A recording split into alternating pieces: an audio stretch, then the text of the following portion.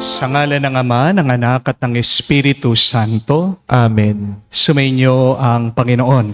At sumaiyo rin. Mga kapatid, sa araw na ito ating pinagdiriwang ang banal na kapistahan ng ating Panginoong Hesukristo bilang ang walang hanggan at dakilang mataas na pari. Kilala natin ang ating Panginoon bilang Poong Nazareno. Marami din sa atin nagdedebosyon sa ating Panginoong bilang Divine Mercy. Marami din may mga larawan at poon ni Jesus bilang ang Santo Niño.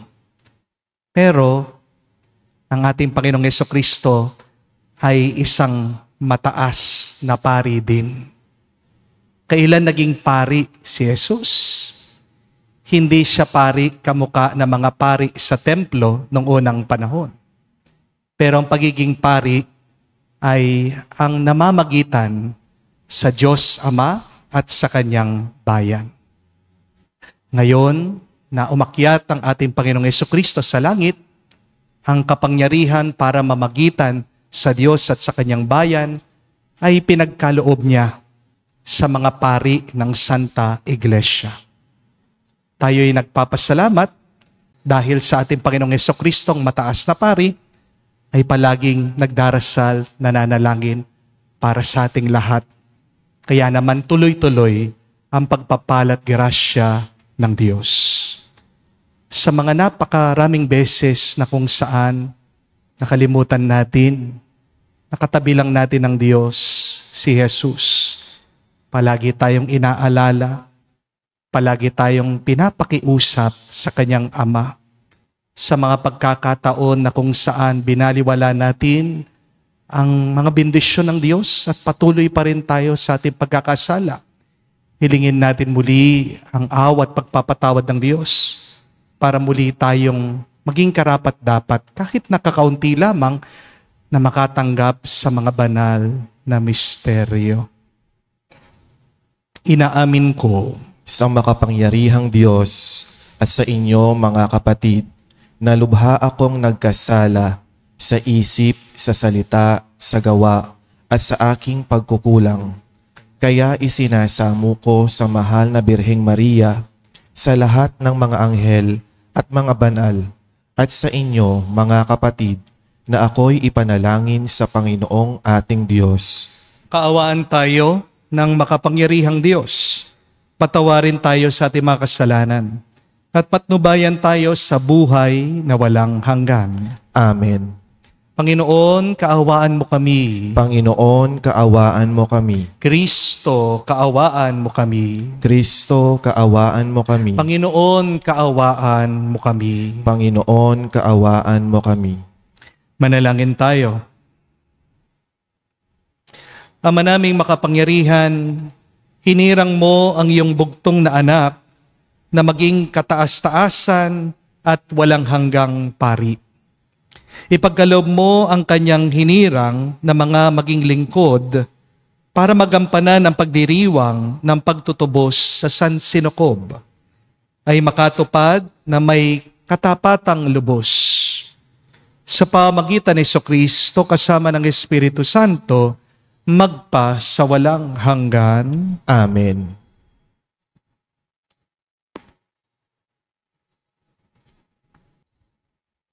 Pagbasa mula sa aklat ni Propeta Isaias. Noong taong mamatay si Haring Uzzias, nakita ko ang Panginoon. Nakaupo siya sa isang napakataas na luklukan. Ang laylayan ng kanyang damit ay nakalatag sa buong templo. May mga serapin sa kanyang ulunan, at bawat isa'y may 6 na pakpak. 2 ang nakatakip sa mukha, 2 sa buong katawan, at 2 ang ginagamit sa paglipad. Wala silang tigil ng kasasabi sa isa't isa ng ganito, Banal, banal, banal ang Panginoon na makapangyarihan. Ang kanyang kaningningay laganap sa sanlibutan. Sa lakas ng kanilang tinig ay nayanig ang pundasyon ng templo at ang loob nito'y napuno ng usok. At narinig ko ang tinig ng Panginoon Sino ang aking ipadadala? Sino ang aming susuguin? Sumagot ako, narito po ako ang isugo nyo. Ang salita ng Diyos. Salamat sa Diyos. Pastol ko'y Panginoong Diyos, hindi ako magdarahop. Pastol ko'y Panginoong Diyos, hindi ako magdarahop. Ako'y pinahihimlay sa mainam na pastulan, at inakay niya ako sa tahimik na batisan. Binibigyan niya ako niyong bagong kalakasan, at sang-ayon sa pangako na kanyang binitawan, sa matuwid na landasay, doon ako inaakay. Pastol ko'y Panginoong Diyos, hindi ako magdarahop. Sa harapan ng lingkod mo, ikaw ay may handang dulang. Ito'y iyong ginagawang nakikita ng kaaway. Nalulugod ka sa akin na ulo ko ay langisan, at pati na ang kalis ko ay iyong pinaaapaw. Pastol ko'y Panginoong Diyos, hindi ako magdarahop. Tunay na ang pag-ibig mo at ang iyong kabutihan, sasaakit tataglayin habang ako'y nabubuhay. Doon ako sa templo mo, lalagi at mananahan. Pastol ko'y Panginoong Diyos, hindi ako magdarahop.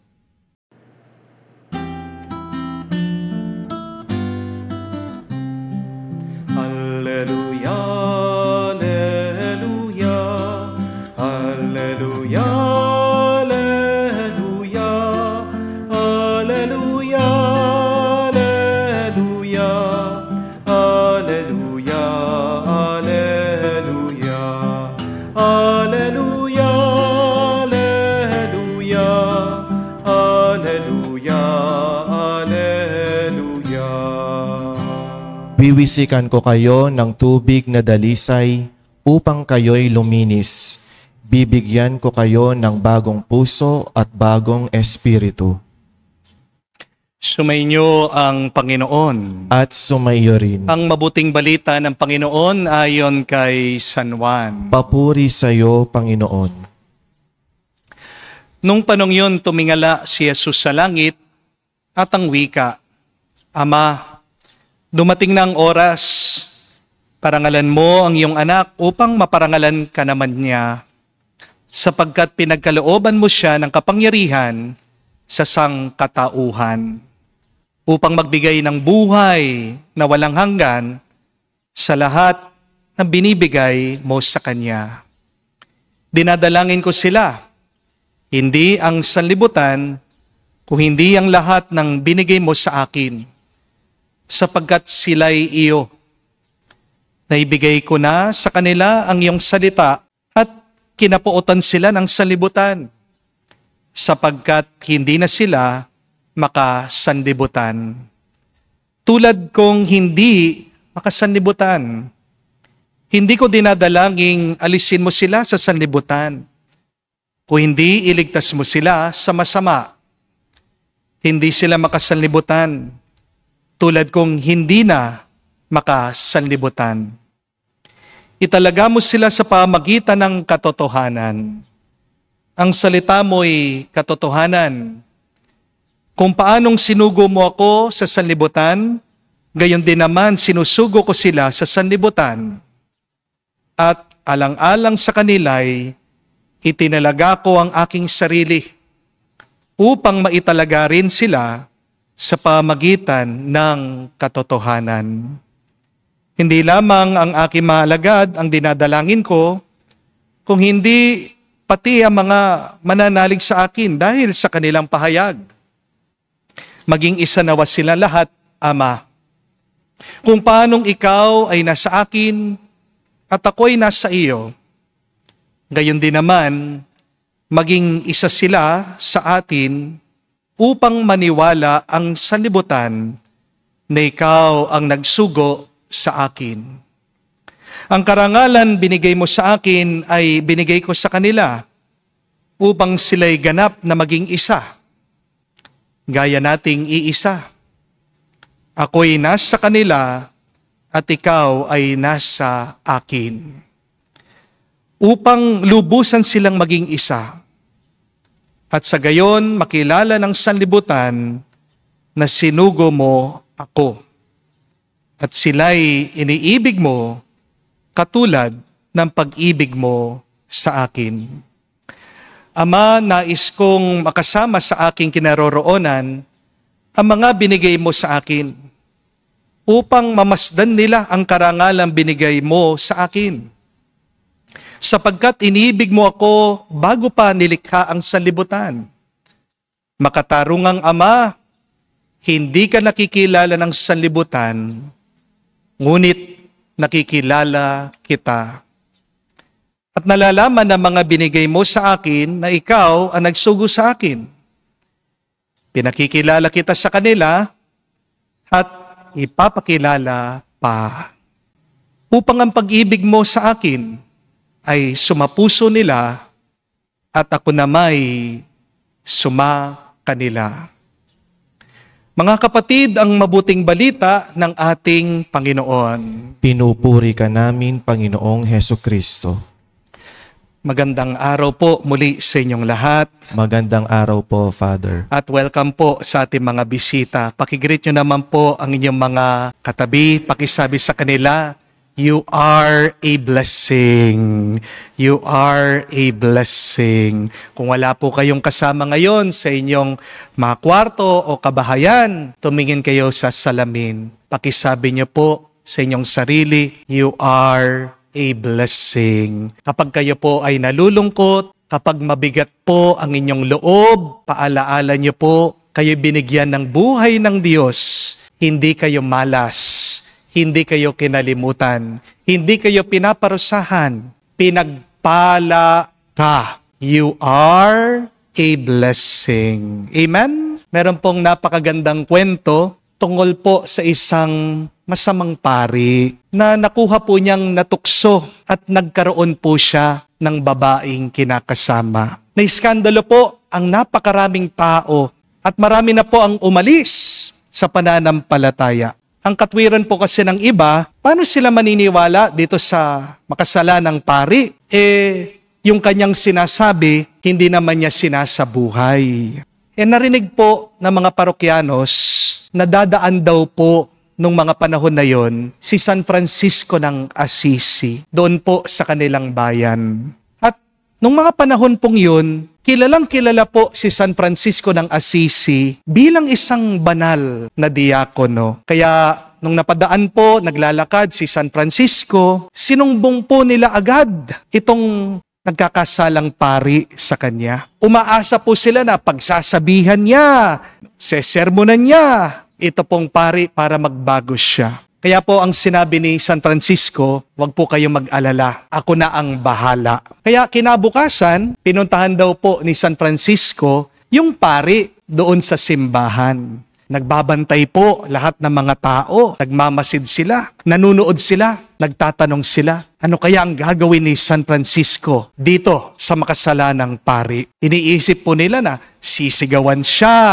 pagsasabihan talaga siya. Dahil babaero, ito pong pari. Sabik na sabik lahat po ng mga tao sa kung anong mangyayari. Pero nabigla po silang lahat dahil itong si San Francisco, itong banal, biglang lumuhod dun sa harapan na makasalanang pari. At alam niyo po kung anong ginawa niya? Kinuha po niya yung mga kamay ng pari at hinalikan niya. Nagtataka po, na-shock yung mga tao. Tinatanong nila, San Francisco, bakit ginawa mo yon? Makasalanan na nga ang pare pagkatapos hahalikan mo pa siya. Alam niyo po, napakaganda ng sinabi ni San Francisco sa mga tao. Sabi niya, kahit gaano pa kasama ang isang pari, sa pamamagitan ng mga kamay niya, natatanggap natin ang katawan ni Kristo. At dagdag pa po ni San Francisco, kung makakasalubong daw niya ang anghel at ang pari, ang uunahin niyang lalapitan,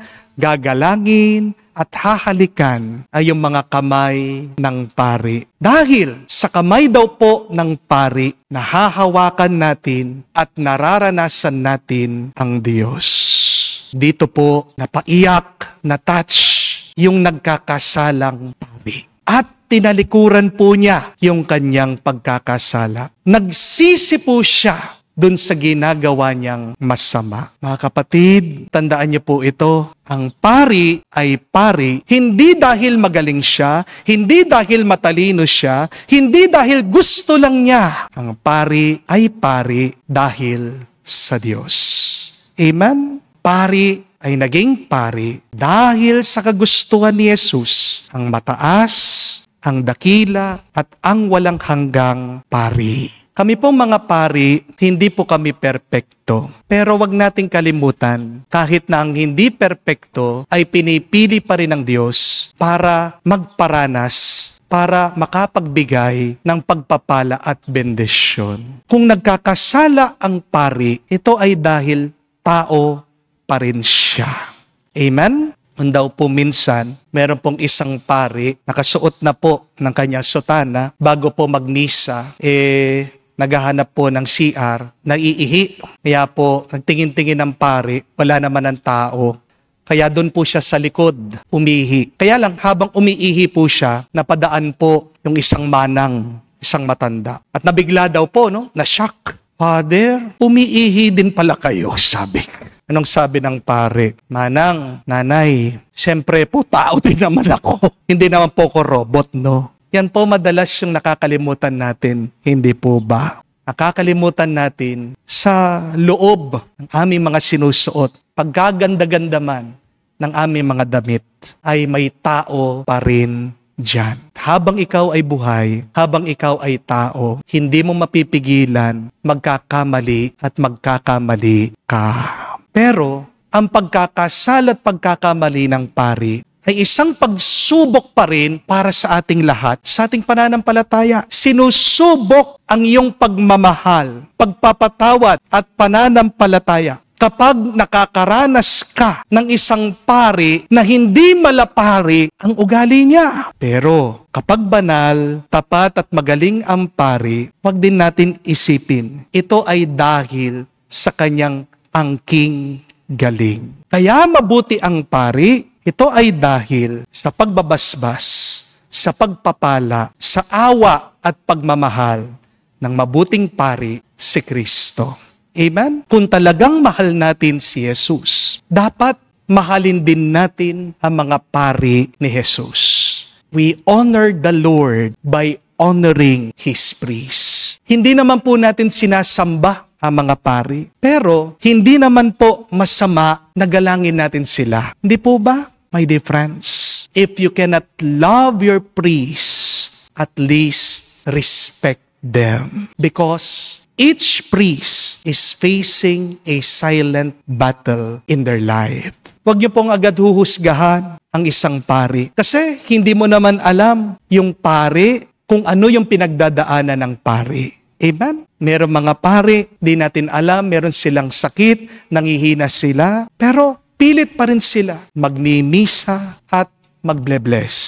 Meron po mga pari nangungulila dahil wala na sila mga magulang. Nagluluksa sila, nalulungkot sila. May mga pari nahihirapan dahil minsan meron sila mga kapatid at kamag-anak humihingi ng pera sa kanila. Pero minsan, kapos sa budget, hindi rin naman mabigyan, hindi rin naman matulungan. Meron din naman mga pari, pagod na, burn out na. Dahil sa sobrang dami ng kanilang mga trabaho. Meron din naman mga pari, nalulungkot, nag-iisa dahil mag-isa sa kumbento. Puti pa nga po kayo Kayo mga mag-asawa, di ba? Pagdating ng gabi, may kayakap kayo sa kama. Kami mga pare, sino mga kayakap namin pagdating ng gabi? Wala. Unan lang. Puno pa ng laway. Di po ba? Mga kapatid, hindi mo alam ang pinagdadaan ng hirap, pagsubok, problema ng isang pare. Kaya sana, huwag mo siyang agad huhusgahan. Amen? Napakaganda po ng sabi ni Santa Teresa ng Avila. She said that behind each priest, there is a demon fighting for his fall. So, if you have time to criticize a priest, please have twice as much time to pray for them. Kung hindi mo mapigilan na meron kang masabing masama tungkol sa isang pare, sana naman dagdagan mo din ang iyong panahon, ang iyong oras para pagdasal mo sila. Kung hindi rin naman nakakatulong ang iyong pangungutya sa mga pare, mas magandang tumahimik na lamang. Hindi po ba? Kamukha po na palagi ko sinasabi, if you have nothing good to say, then please be quiet. Only open your mouth if what you're going to say is more beautiful than silence. Buksan mo lang ang bibig mo, kapatid, kung ang sasabihin mo, mas maganda pa kesa sa katahimikan. May kasabihan po, ang mga pari daw, para po mga lumilipad na eroplano.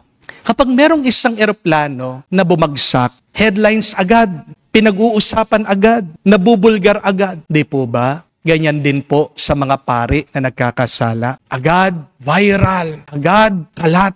Pero ang mga tapat na pari ay parang mga maayos na lumilipad na eroplano din. Kapag mahusay ang lipad ng isang eroplano, di po ba, di naman natin pinapansin, di naman natin pinag-uusapan, binabaliwala lang natin. Opo, marami mga pari ang nakasakit sa ibang tao. Marami mga pari minsan nakasira sa simbahan. Pero ang mabuting balita, mas maraming mabuti at banal na pari. Hindi lang natin sila pinag-uusapan, hindi lang natin sila pinararangalan. Pero kahit na walang papuri o pasasalamat, ang mga pare, pagpapatuloy pa rin nila ang kanilang trabaho at misyon dahil tuwa nila ang paglilingkod sa Diyos, dahil mahal nila ang Diyos at gusto nilang ipakita ang kanilang pagmamahal sa may kapal sa pamamagitan ng paglilingkod sa kanyang bayan. Walang pari kung wala ang Diyos. Merong pari dahil nandyan si Jesus, ang mataas na pari. Could you imagine a world without priest? Ano po ang mundo na wala ang mga pari? Isang mundo na patay. Without priest, there is no life in the world. Dahil ang mga pari po ay daan, instrumento ng Diyos, nagbibigay buhay sa mundo. Ang pari, nagbibigay buhay sa pamamagitan ng kanyang pagbibinyag. Dahil ang binyag ay ang pagsilang natin sa pananampalataya. Ang pari, nagbibigay buhay sa pamamagitan ng pagpapatawad niya sa kumpisal. Dahil nalilinis tayo sa kamatayan ng ating mga kasalanan. Ang pari, nagbibigay buhay kapag nagmimisa siya. Dahil ang katawan at dugo ni Kristo ay ang pagkain ng ating mga kaluluwa. At ang pari ay nagbibigay buhay sa kanyang pangangaral. Pinapalakas ang loob ng mga nawawalan na ng pag-asa. Ang pari, nagbibigay buhay sa kanyang paglilingkod dahil pinag-uugnay niya ang lahat ng mga tao, mayaman man o mahirap. Mahirap, nagbibigay buhay. Masakit ang nagkakaloob ng sarili. Dahil hinahati mo ang mismong buhay mo at nauubos ka rin. Pero salamat sa Diyos dahil si Jesus talaga ang mataas, ang dakila at ang walang hanggang pari na palaging nagpupuno sa pari at sa kanyang bayan ng kanyang grasya, ng kanyang pagmamahal. Ibig sabihin, ang gumagalaw palagi sa buhay ng pari ay si Jesus, ang Diyos. At dahil si Jesus ang kumikilos sa pamamagitan ng pari, hindi hahayaan ng Diyos na mabigo, na bumagsak, na mapabayaan ang kanyang bayan, ang Santa Iglesia. Kaya, huwag po tayong mag-alala. Anuman ang hirap, ang bigat ng ating buhay, handa palagi ang Diyos na tayo ay basbasan sa pamamagitan ng kanyang mga pari. Purihin natin si Jesus, ang ating mataas, walang hanggan at dakilang pari, na sa pamamagitan niya, tayo ay nilalapit binabalik sa Diyos Ama, na sa pamamagitan niya, tinatanggap natin lahat ng ating pangangailangan araw-araw. Sa misa pong ito, alalahanin po natin, tandaan po natin, at ipagdasal po natin ang lahat ng mga pari ng Diyos. Naway tunay nga sila maging instrumento ng pagpapala ng may kapal para manatili pa rin ang kanyang grasya, ang kanyang bendisyon dito sa mundo. Amen. Tumayo po tayo. Manalangin tayo sa Diyos upang makapaghatid sa sanlibutan ng kaligayahan ng pagkikipagkasundo na tayong nakakaranas ng kanyang pagpapatawad. Ating sabihin Panginoon, dinggin mo kami. Panginoon, dinggin mo kami. Ang simbahan naway maging tunay na sakramento sa sandiigdigan sa pamamagitan ng pakikipagkasundo. Manalangin tayo sa Panginoon. Panginoon, dinggin mo kami. Yaong mga taong sumumpang manungkulan para itaguyod ng matuwid ang katarungan at kalayaang pantao, naway hindi magparatang at maghimagsik, at sa halip ay kilalanin at supilin ang kasalanan sa kanilang sariling mga puso. Manalangin tayo sa Panginoon. Panginoon, dinggin mo kami. Ang mga mag-asawa na nagkalayo o naging malayo ang kalooban sa isa't isa, naway matutong magpatawad, umunawa, at kalugdang muli ang isa't isa. Manalangin tayo sa Panginoon. Panginoon, dinggin mo kami. Sa katahimikan po ng ating puso, banggitin din natin sa Diyos ang ating mga personal na pangangailangan. Ama naming nasa langit, ilayo mo kami sa katigasan ng puso at ipabaya mo lagi kaming maging handa, lumapit sa pakikipagkasundo at hilumin ang anumang uri ng pagkakahiwalay-hiwalay. Hinihiling namin ito sa pamagitan ni Kristo, aming Panginoon. Amen.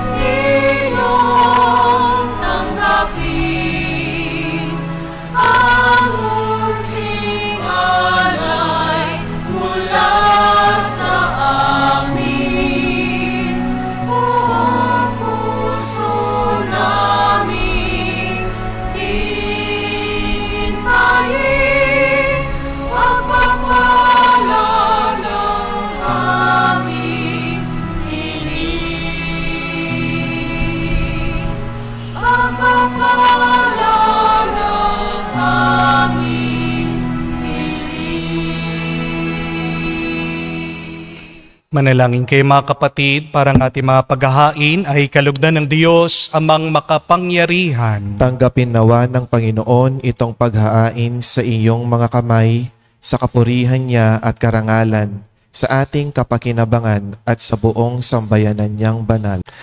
Ama naming lumikha, niloob mo ang iyong mga pari sa dambana ay maglingkod din naman sa kapakanan ng madla. Pakundangan sa paghahaing ito na aming ginagawa, ang paglilingkod naway maganap ayon sa iyong adhika at mamunga ito lagi sa ikadarakila ng iyong sambayanan sa langit at lupa. Sa pamagitan ni Jesucristo kasama ng Espiritu Santo, magpa sa walang hanggan. Amen. Sumainyo ang Panginoon. At sumayo rin. Itaas sa Diyos inyong mga puso at diwa. Itinaas na namin sa Panginoon. Pasalamatan natin ang Panginoong ating Diyos. Marapat na siya ay pasalamatan. Ama naming makapangyarihan, tunay nga marapat ikaw ang aming pasalamatan sa pamagitan ni Jesucristo na aming Panginoon. Siya ang salitang nagkatuwang tao at kapiling noong lahat ay umiiral sa iyong likhain. Siya'y sinugo mo para kami sagipin at palayain. Kaya siya'y kinalinga ng mahal na Birhen na naging kanyang inang totoo. Sa kapangyarihan ng Espiritu Santo, inako niyang sundin ang loob mo at kamtin ang sambayanang banal para sa iyo. Pinagtiisan niyang iunat sa krus ang kanyang mga kamay upang magwakas ang kamatayan at mahayag ang pagkabuhay. Kaya kaisa na mga anghel nagsisiawit ng papuri sa iyo. Nang walang humpay sa kalangitan, kami nagbubunyi sa iyong kadakilaan.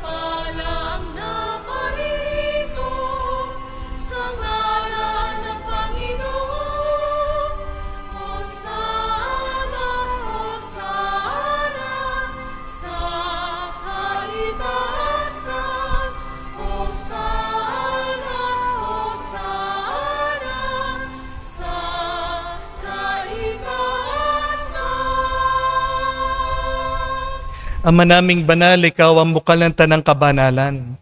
Kaya't sa pamagitan ng iyong Espiritu, gawin mong banal ang mga kaloob na ito upang para sa amin maging katawan at dugo ng aming Panginoong Hesu Kristo. Bago niya pinagtiis ang kusang loob na maging handog, hinawakan niyang tinapay, pinasalamatan kanya, pinaghati-hati niya iyon, inabot sa kanya malagad at sinabi, "Tanggapin ninyong lahat ito at kanin.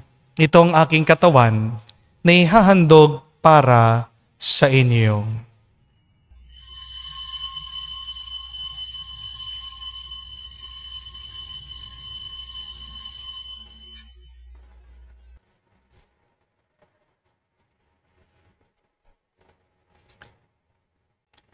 Gayon din naman na matapos ang hapunan, hinawakan niyang kalis. Muli kanyang pinasalamatan. Inabot niyang kalis sa kanyang malagad at sinabi, "Tanggapin ninyong lahat ito at inumin. Itong kalis ang aking dugo, ng bago at walang hanggan tipan. Ang aking dugo na ibubuhos para sa inyo at para sa lahat, sa ipagpapatawad ng mga kasalanan. Gawin ninyo ito sa pag-alaala sa akin."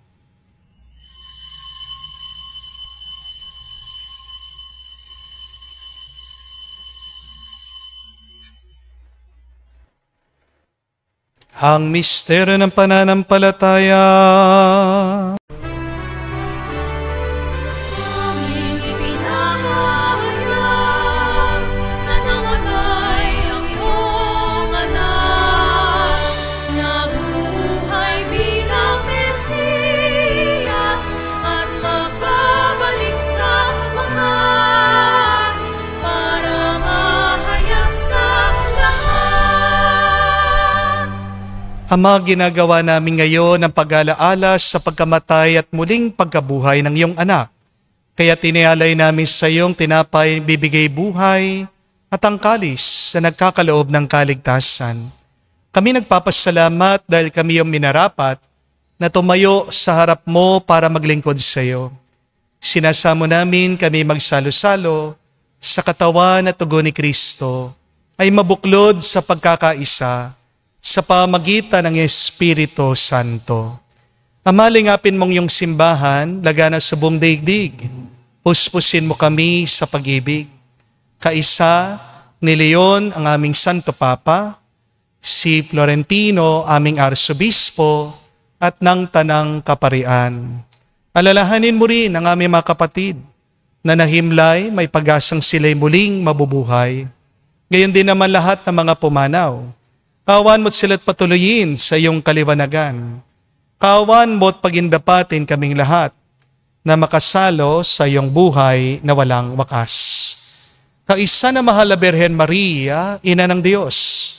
Kaisa ni San Jose ang kanyang malwalhating esposo. Kaisa ng lahat ng mga apostol at lahat ng mga banal na namuhay dito sa daigdig na kalugod-lugod sa iyo. May pagdiwang nawa namin ang pagpupuri sa kararangal mo sa pamagitan ng iyong anak, aming Panginoong Hesu Kristo. Sa pamamagitan ni Kristo, kasama niya at sa Kanya, ang lahat ng parangal at papuri ay sa iyo, Diyos Ama, makapangyarihan, kasama ng Espiritu Santo, magpasawalang hanggan. Amen, amen, amen. Sa nakakagaling na utos at turo ni Jesus sa Panginoon natin at Diyos, ipahayag po natin ng lakas loob.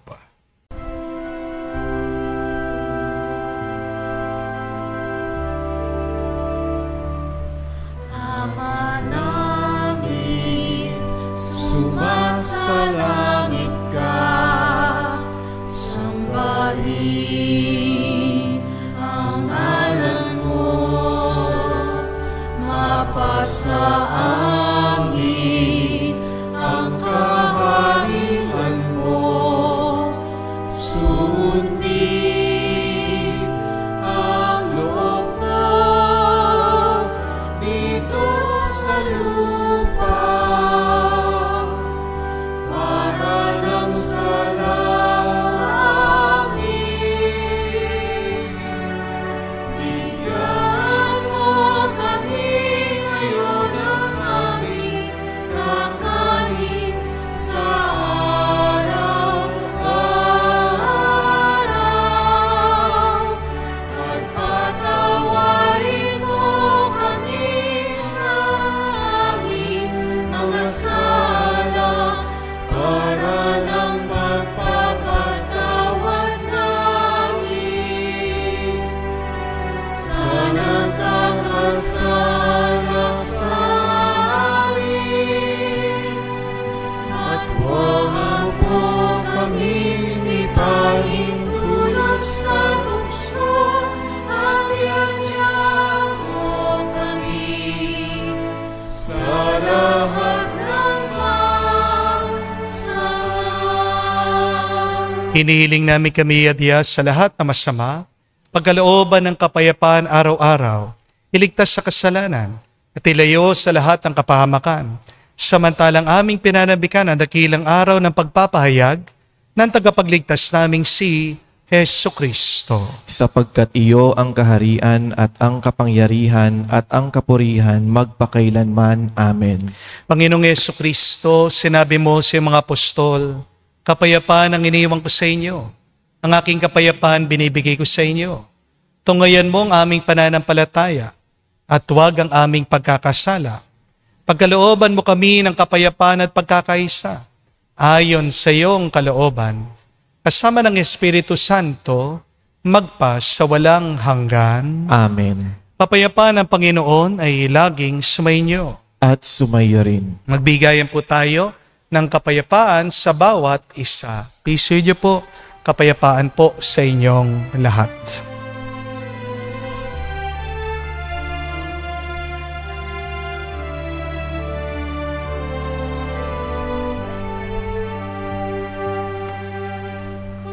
Kordero ng Diyos na nag-aalis ng mga kasalanan ng sanlibutan, maawa ka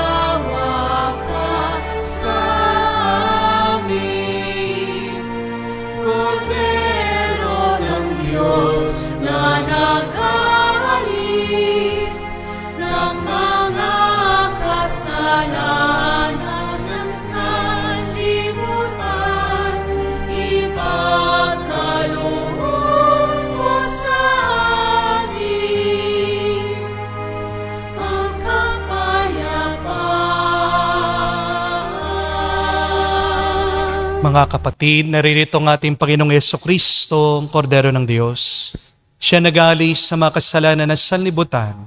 Mapalad tayong lumalapit sa piging ng Kordero. Panginoon, hindi ako karapat-dapat na magpatuloy sa iyo, ngunit sa isang salita mo lamang ay gagaling na ako.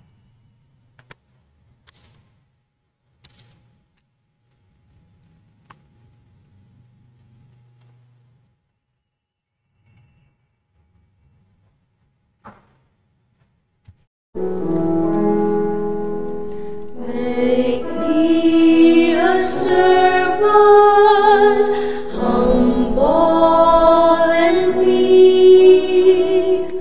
Lord, let me lift up those who are weak, and make the prayer of my heart always be.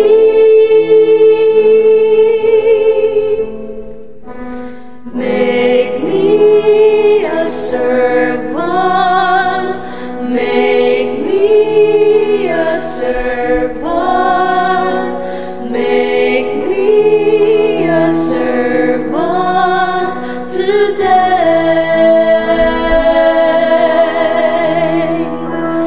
Make me a servant, humble and weak.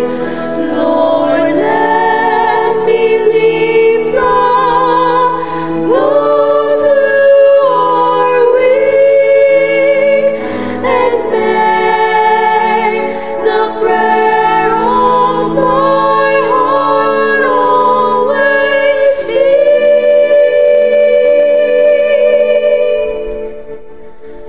Make me a servant, make me a servant, make me a servant today.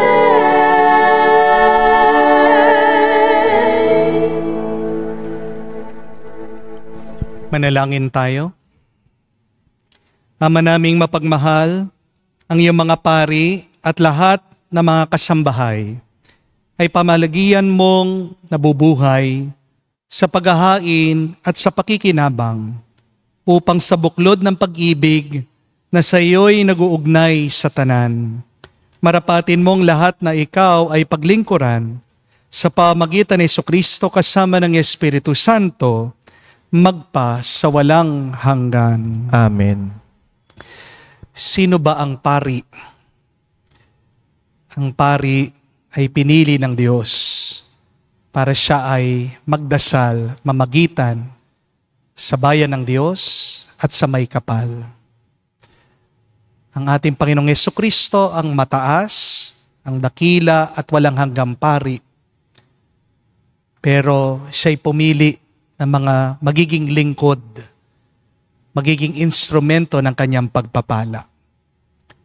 At baka nakakalimutan din natin na sa pamagitan ng ating pagkabinyag, lahat tayo ay may pagkapari din. Lahat po kayo ay pari din. Paano kayo pari? Pag kayo din ay nagdarasal para sa iba. So, let that be our challenge for today, wherein we remember Jesus as our high and eternal priest. Continue to pray for others. Continue to ask God for His blessing for others. Not only for yourself, but for your loved ones. It is a consoling fact, nakakapagpalubag po ng kalooban, na pag tayo ay dumadaan sa mga hirap, sa mga pagsubok, alam natin na merong isang pari sa simbahan na nagdarasal para sa atin. At ang kanyang pagkapari, ang kanyang lakas, kapangyarihan ay nanggagaling sa mismong mataas na pari, si Jesus. Kaya, huwag ka masyado mag-alala kapag litong-lito ka na. umuwi ka, bumalik ka sa simbahan, lumapit ka sa pari para ilapit ka niya muli sa Diyos ang mataas na pari, nagpupuno sa atin lahat, lalong-lalo na sa iyo, ng mabubuting grasya at bendisyon. Sumainyo ang Panginoon. At sumaiyo rin. At kayo'y basbasan ng Diyos, makapangyarihan sa lahat, sa ngalan ng Ama, ng Anak, ng Espiritu Santo. Amen. Ang ating misa ay natapos na. Humayo kayo sa kapayapaan ni Kristo. Salamat sa Diyos.